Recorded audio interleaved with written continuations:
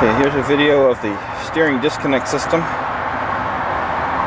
When I installed it, I had to replace this bar here and then add that bar there.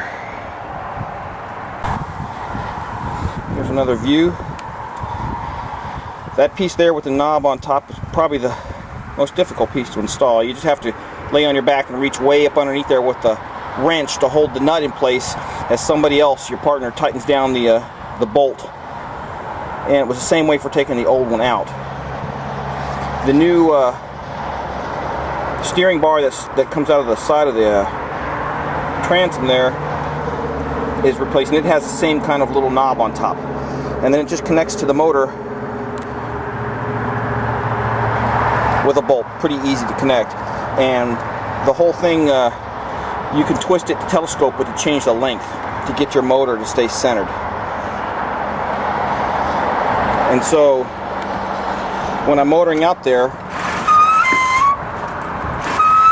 right now the steering bar is connected to the motor. So when I turn the wheel and turn the rudders, I turn the motor. But once I'm sailing and everything's nice and stable, what I'll do is I'll reach down here, just pull this little sliding thing back, pop that off,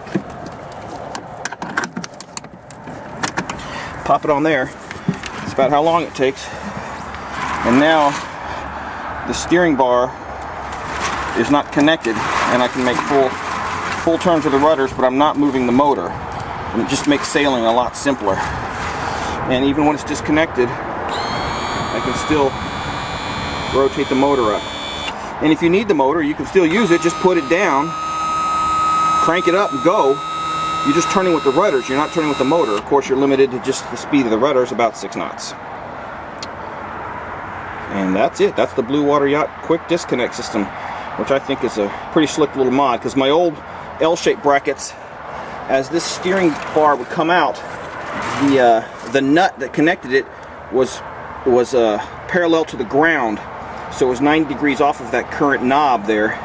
And as I came this way, it would catch about right there where those two L brackets connected, and it would bind up, and I couldn't. I'd have to sometimes reach down there and unbind it.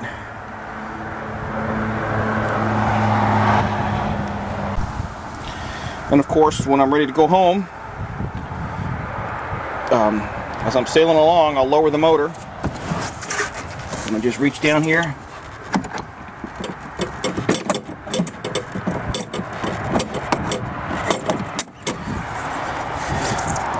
and switch it, and now once again my motor is connected to the steering.